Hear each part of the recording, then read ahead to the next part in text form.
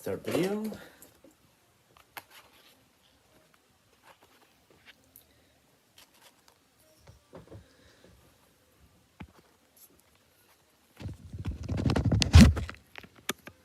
Okay.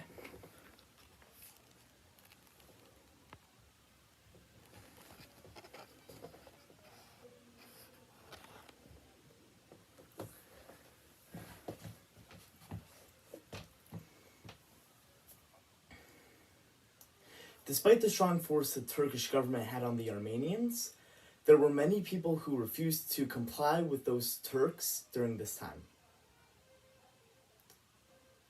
The first of those heroes was Hasan Mazhar Bey. Mazhar Bey protected the Ankara Armenian community by refusing to follow the deportation orders against them. I can have a paper. Like, if I read off quotes, I can read off a paper.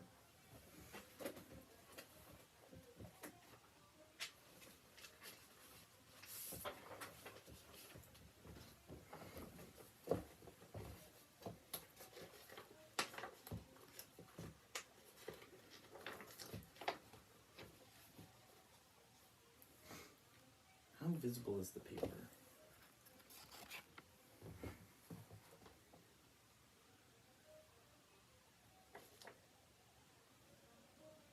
Remember, only if there's quotes.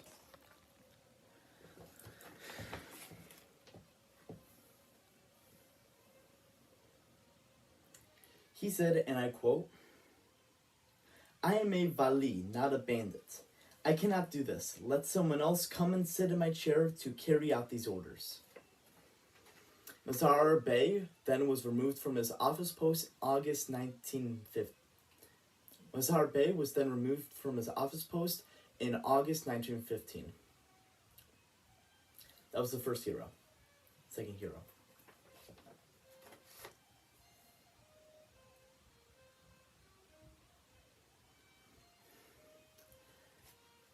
Next was Faik Ali Ozansoy Bey. Next was Faik Ali Ozansoy Bey. Faik Ali was the governor of Kütahya, the central Anatolian province. The central Anatolian province. He was given deportation orders from Istanbul, but refused to implement them. He ordered the deported Armenians that arrived in Kütahya to not go anywhere and to be treated well. He ordered the deported Armenians that arrived in Kütahya to not go anywhere and to be treated well.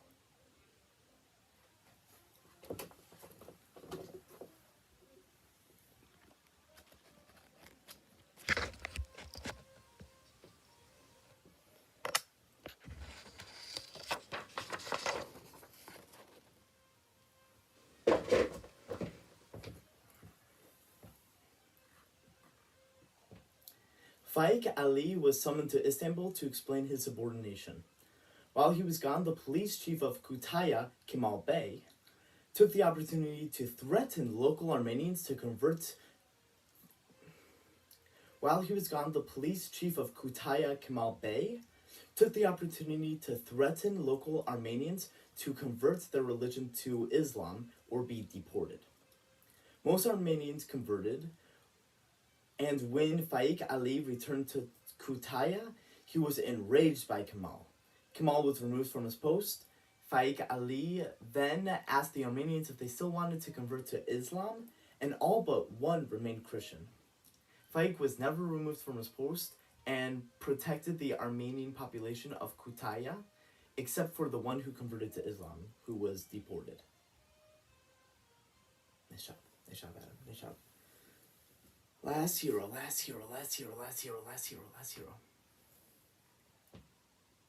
Lastly was Mehmed Celal Bey.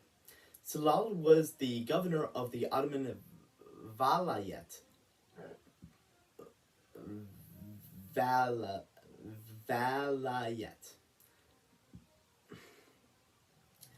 Lastly was Mehmed Celal Bey. Celal was the governor of the Ottoman Vilayet of Konya and was a symbol of defiance in the face of official orders during the Armenian Genocide. I'm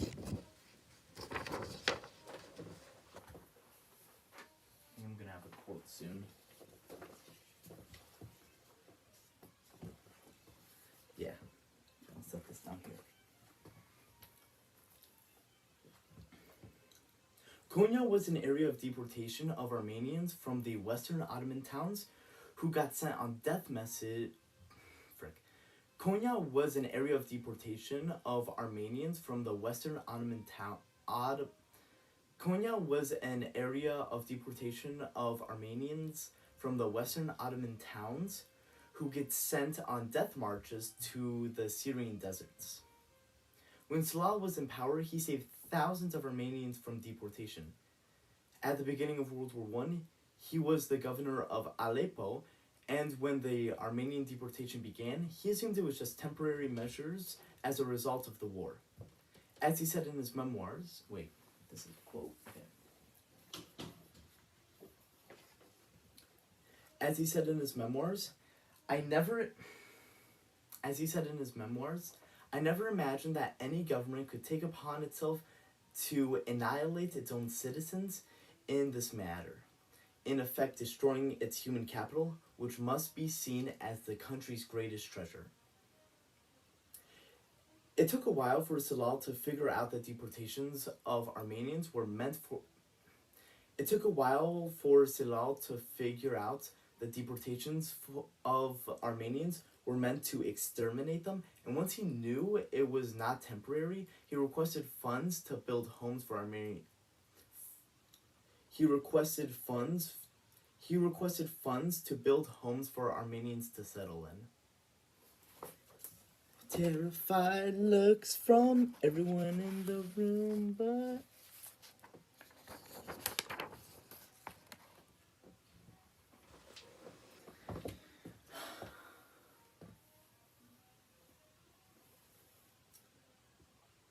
Celal was willing to take serious risks to try to stop the killings of Armenians and refused to deport Armenians Celal was willing to take serious risks to try to stop the killings of Armenians and refused to deport Armenians of Antioch. Members of the parliament, Krikor Zaurab and Vardakis Serengulian,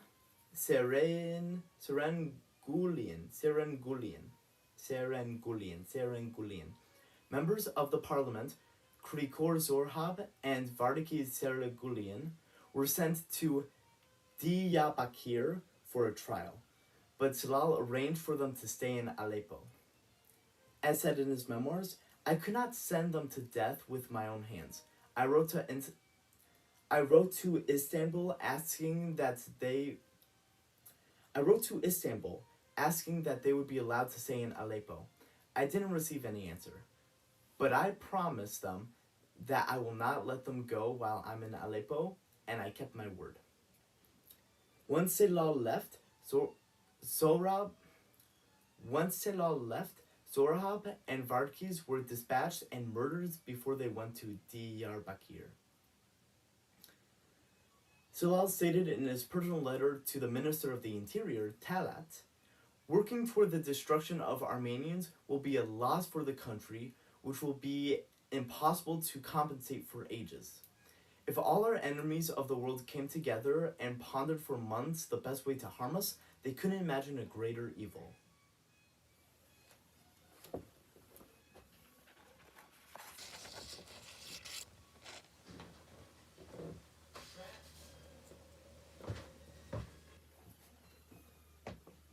He traveled to Istanbul to express his views on the situation.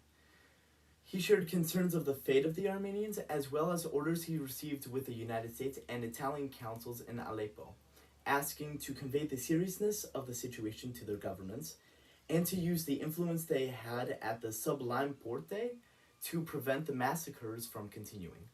Salal also appealed to the German council in Aleppo with the same request, yet neither the German council nor those at Istanbul listened to his plea. Salal stated he couldn't partake in these events considered harmful to the country. The Central Committee of Union and Progress threatened Salal with dismissal if he didn't give up his personal opinion for the national ideal. He replied, calling such atrocities a national ideal is the biggest insult and defamation for the nation.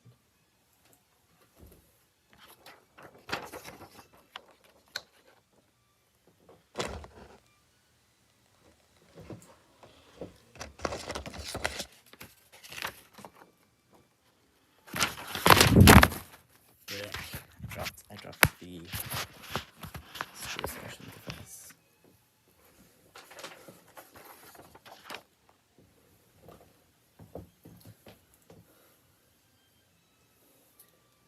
Salal continued to pressure and succeeded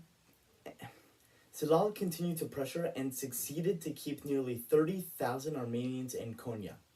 October 3rd, 1915, Salal was removed from office.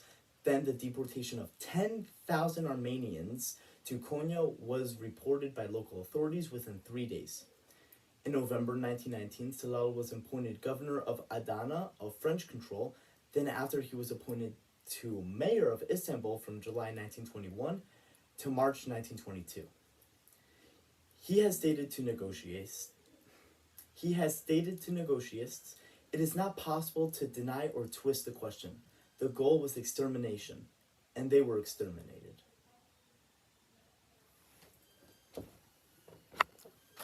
That is my recording of the first part of this 4-part thing that, well, I'm keeping this all in the same thing, but I did part 1, which was, I would say the longest, but really it's tied for the 4th. The next one's like a little bit minutes lower. The 3rd is very short. So yeah. Hopefully this is as much fun for you guys as it is for me to make this. Okay.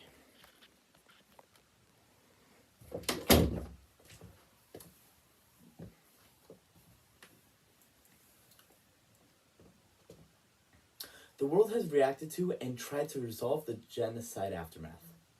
The Armenian Genocide, the Essential Reference Guide by Alan Whitehorn, documents European and American actions to the genocide. May 24th, 1915, the allies of Tsarist, Russia, Britain, and France, issued a formal warning stating they will personally hold responsible all members of the Ottoman Young Turk.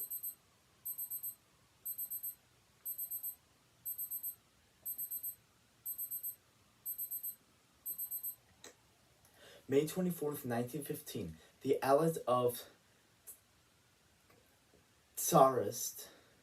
May 24th, 1915, the allies of Tsarist, Russia, Britain, and France, issued a formal warning stating they will personally hold responsible all members of the Ottoman Young Turk government that were involved in the crimes against humanity. This warning unfortunately did not stop the Ottoman regime from their genocide, but would become a landmark human rights declaration and pioneering step in the formation of international law. October 1918, the Ottoman military surrendered, reaching the end of the war. October 1918, the Ottoman military surrendered, reaching the end of the Great War. Okay, nice.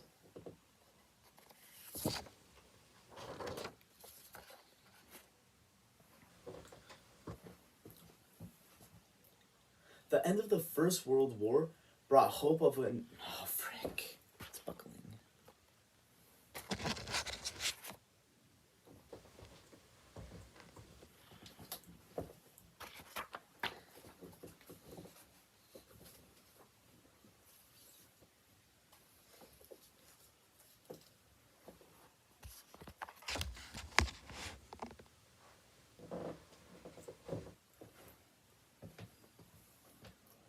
The end of the First World War brought hope of a new era to relieve the Armenians, but the Armenians would need overseas international organizations to provide humanitarian assistance after the atrocities. The major European powers decided to release many young Turk officials too, in exchange for the release of British prisoners. A part of the Paris Peace Treaty process was discussing the fate of the Armenians. At time, U.S. President Woodrow Wilson outlined his vision for a more peaceful and just world with his 14 points, where the 12th clause assured nationalities under Turkey's rule would be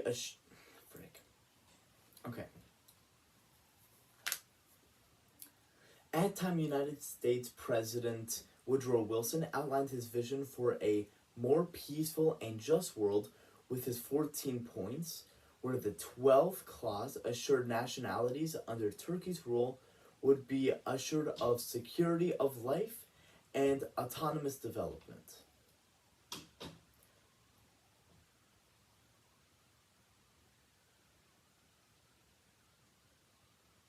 Sèvres. August 10th, 1920, the Treaty of Sèvres was signed by the Allied powers in Turkey, yet not fully ratified.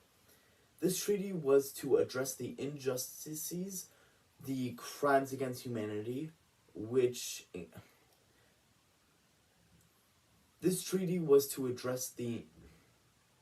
This treaty was to address the injustices of the crimes against humanity, which include the following.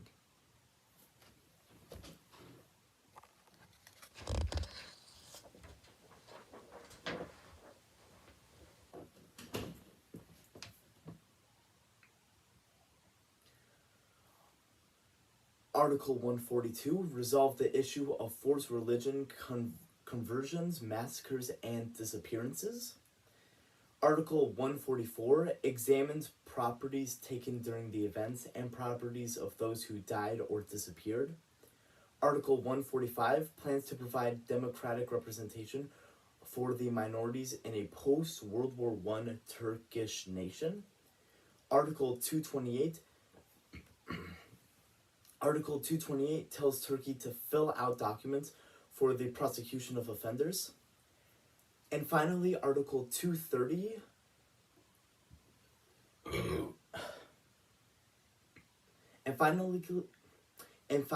Article 230, those who are guilty of the massacres would go for a tribunal or for court.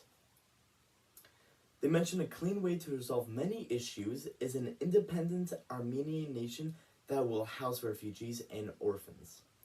President Wilson was in charge working on a proposal for an arbitration. President Wilson was in charge working on a proposal for an arbitration award, which would delineate the land and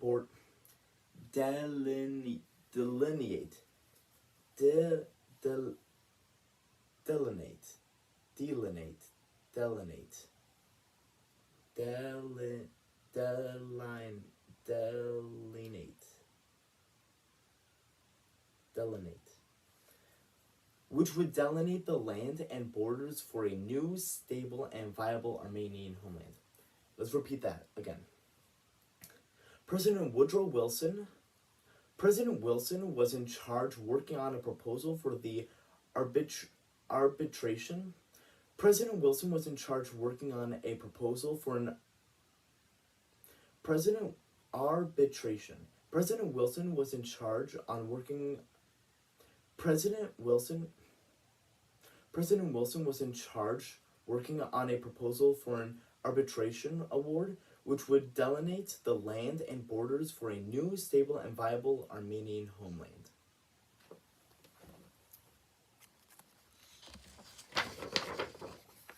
Almost done, folk.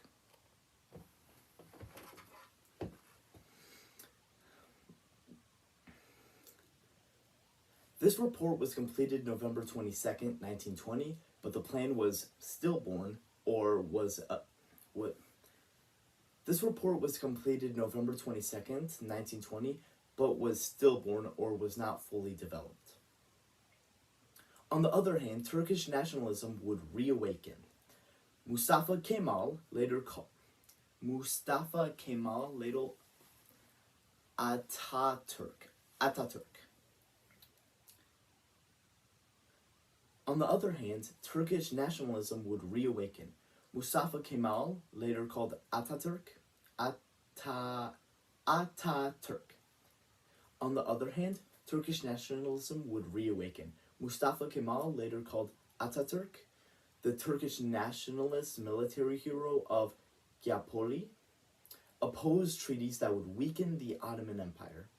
He favored the Treaty of Lausanne, which stated the Turkish war crimes and Armenian nationhood were ignored. The Armenian people were greatly disappointed by the turn in international diplomacy. August 22nd,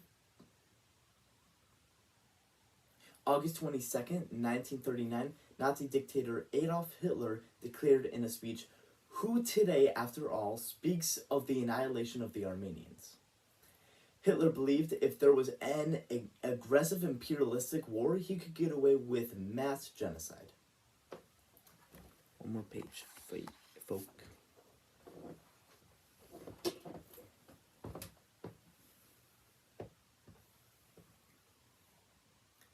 David Harris, CEO of American Jewish Committee, gave his thoughts in a blog posted April 26, 2021, where he accounts the AJC leaders after the Second World War who testified to the United States Congress in 1950, saying if there had been laws punishing the act of genocide, not only will Turkish rulers who ordered the exterminations could have been brought to justice, but Hitler would have known that he could not commit genocide with impunity or with the freedom from punishment. And that is the second part all recorded.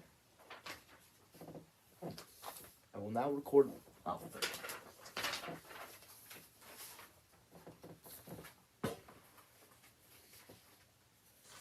I will now record the third part, which is literally just one page, so. Okay, guys, this is part 3. It's literally just one paper, so.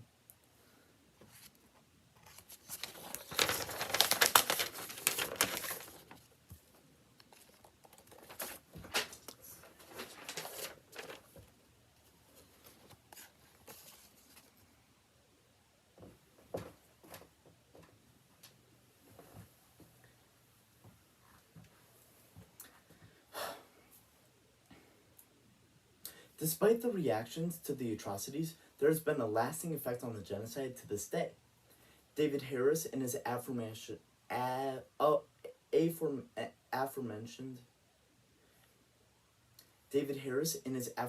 blog, displays Turkey's views of the events and their denial of the facts and any historical responsibility for the tragedy.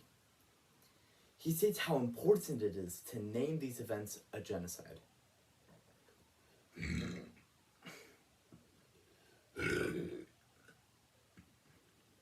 He states how important it is to name these events a genocide. Something fundamental was missing. That something was honesty, sacrificed on the altar of political expediency.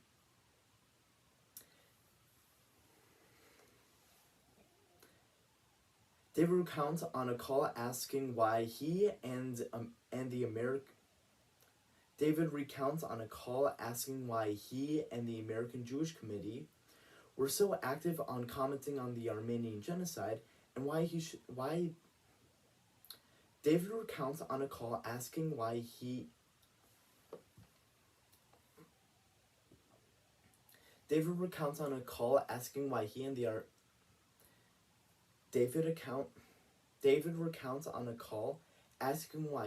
and the Armenian Jewish Committee were so active to commenting on the Armenian genocide and why this should be a Jewish concern. He replied saying how Jews are victims of genocide. It would be wrong to ignore or minimize the mass targeting of people.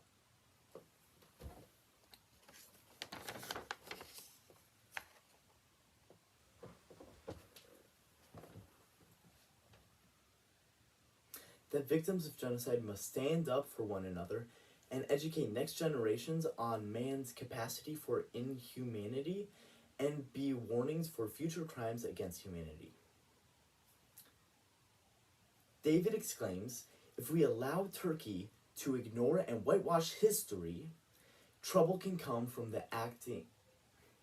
David exclaims, if we allow Turkey to ignore and whitewash history, trouble can come from them acting like the events never happened. He notes, however, luckily, there is evidence of these events. A telegram to the State Department from the U.S. ambassador to the Ottoman Empire, Henry Morgenthau Sr., on July 16, 1915, warning the deportation against peaceful Armenians.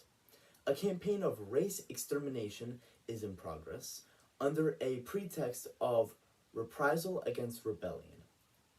There's also a comment from Winston Churchill on the matter when the Turkish government began to carry out their massacres on the Armenians in Asia Minor. The clearance of the race from Asia Minor was about as complete as such an act on a scale so great it could well be. And that's the third part, all well done and dusted. Like I said, it was short, but this next one is 7 pages, so that will be fun. Okay, well, now we are on the last part.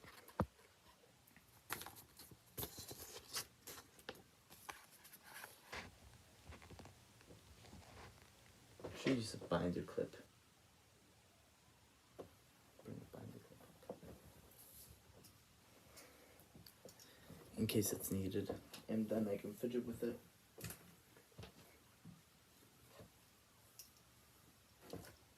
I'll use it.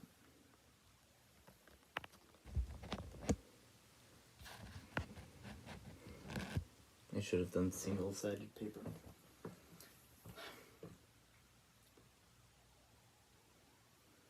The reaction of the genocide has been mixed throughout different countries, even for today.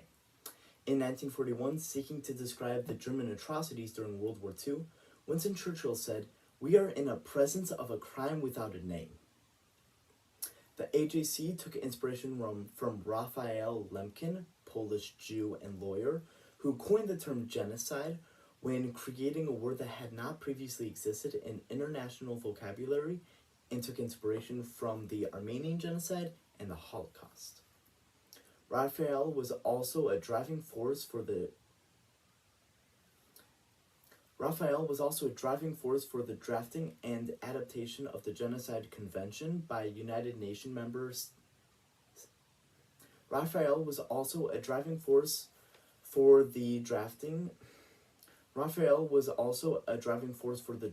and adoption of the Genocide Convention by United Nations member states and supported by AJC.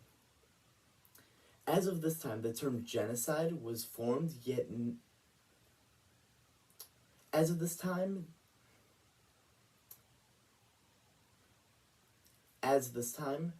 term genocide was formed, yet was not used to describe the events to the Armenians. As of this time, the term genocide was formed, yet was not used to describe the events to the Armenians. Nice job, Adam.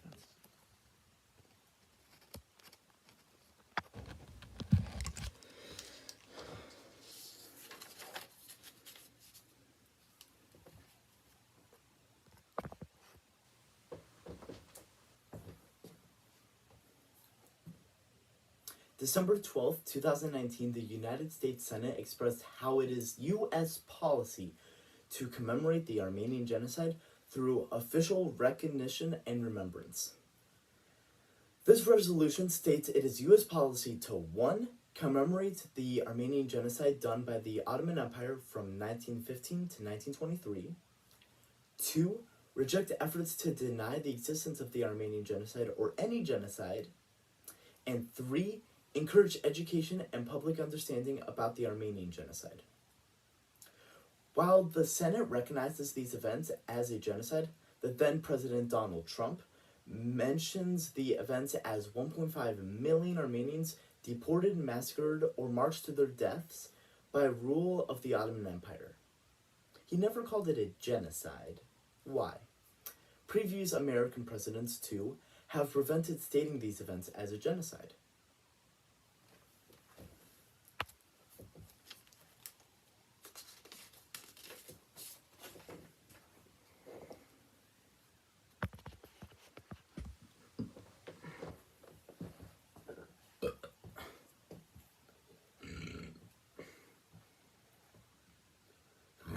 Okay.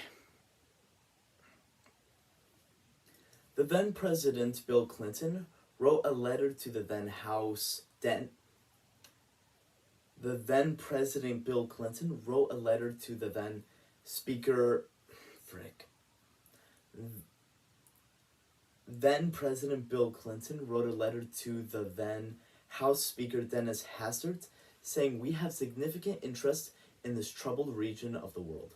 Consideration of the resolution at this sensitive time will negatively affect those interests and could undermine efforts to encourage improved relations between Armenia and Turkey." Since past President Clinton's account, the United States-Turkey alliance has decayed. Quote, "There was an Ottoman Empire." Quote, "This was the Ottoman Empire. It wasn't modern-day Turkey. They should be able to recognize that historical Since past President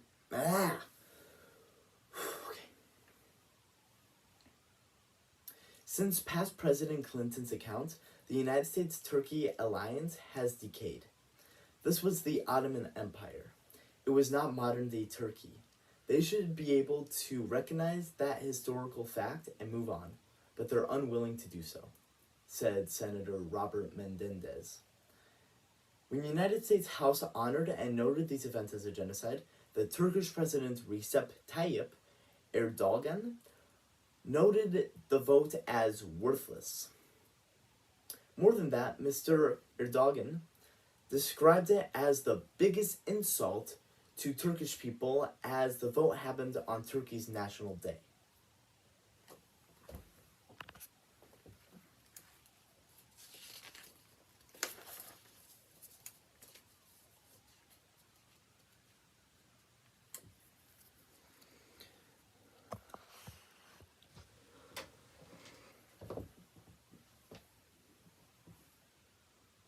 On the contrary,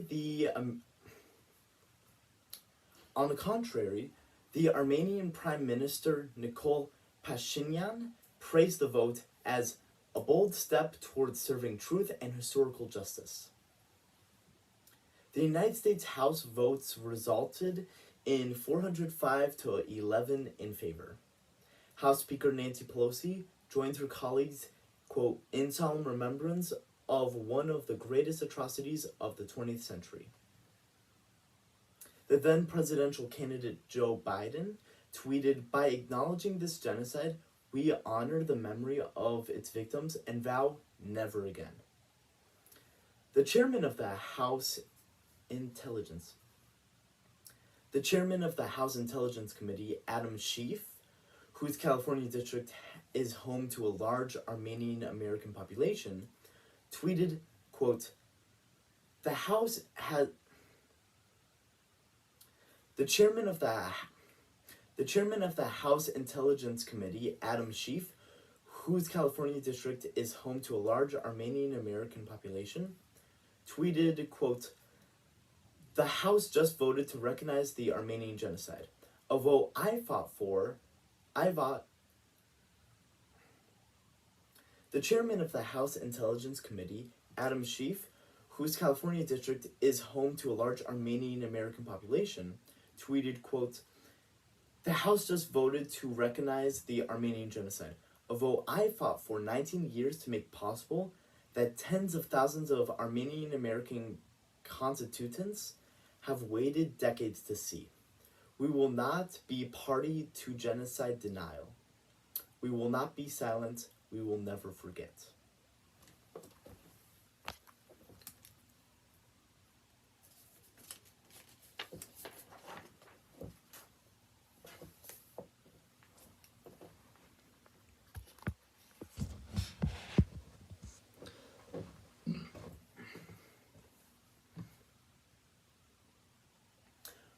Previous attempts to pass the vote were thwarted by concerns that it could damage relations with Turkey, a NATO ally, and intense lobbying by the Turkish government. Reactions of the U.S. House's decision were not liked. Turkey strongly condemned the move. Turkish President Mr. Erdogan said the Turkish parliament would respond to the House vote, saying, quote, "This step which was taken is worthless and we do not recognize it." Earlier, Foreign Minister Mevlut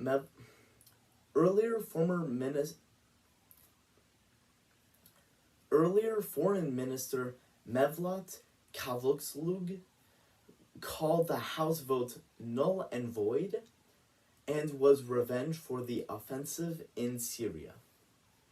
Armenia's government, who has long campaigned for international recognition of the event as a genocide, took a different view. Their foreign ministry thanked the United States lawmakers for their overwhelming commitment to truth and justice and humanity.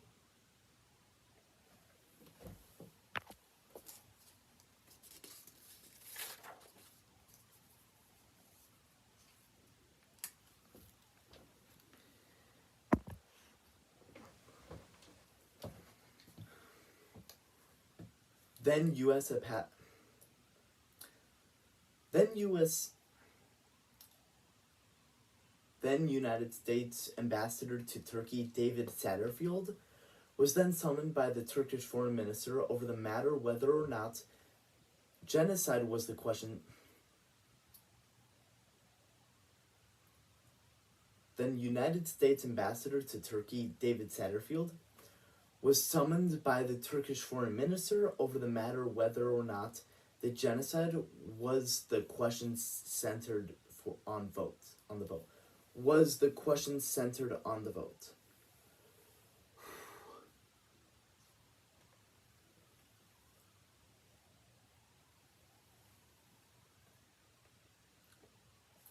The then United States Ambassador to Turkey, David Satterfield, was then summoned by the Turkish foreign minister over the matter whether or not genocide was the question centered on the vote.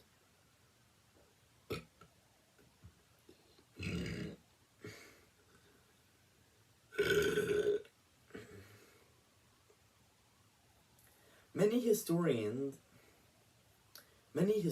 governments, and the Armenian people believe the actions were genocide, although there have been many scholars who question this. Turkish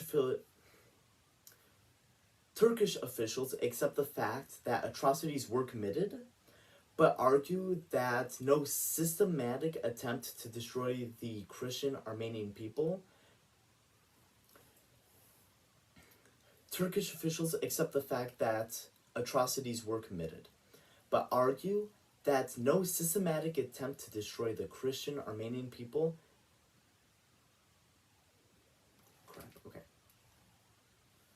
Turkish officials accept the fact that atrocities were committed.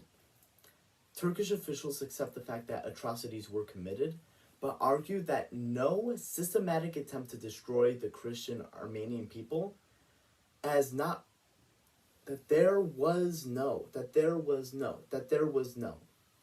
Okay.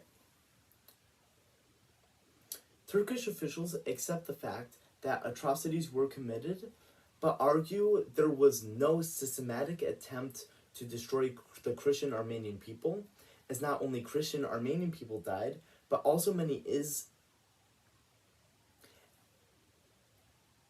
Turkish officials accept the fact that atrocities were committed, but argue there was no systematic attempt to destroy the Christian Armenian people, as not only Christian Armenian people died, but also many innocent Muslim Turks in the turmoil of war.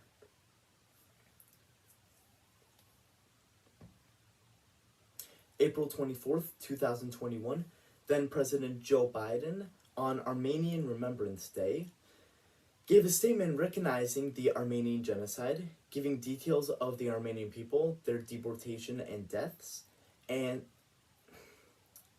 April 24th, 2021, then President Joe Biden, on Armenian Remembrance Day, gave a statement recognizing the Armenian genocide, giving details of the Armenian people, their deportation and deaths, to mourn and honor them. One more page, guys, just one more.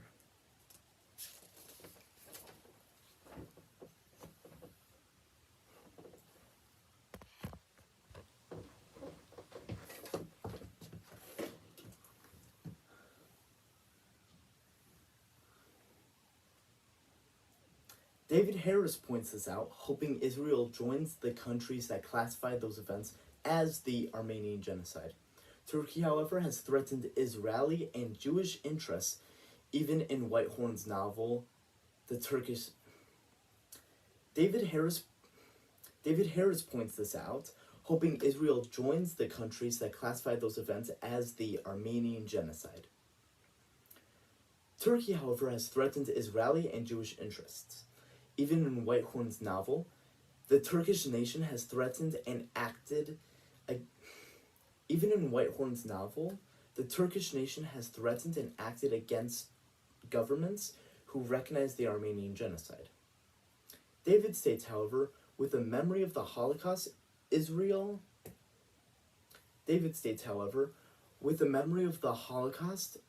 should understand the recognitional... David states, however, with the memory of the Holocaust, Israel should understand the recognitional impacts more than Turkey's...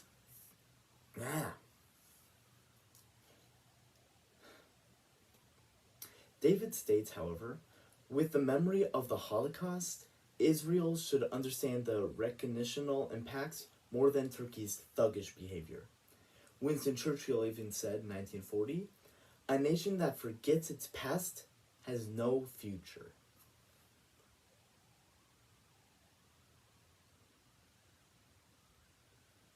Well, it's done.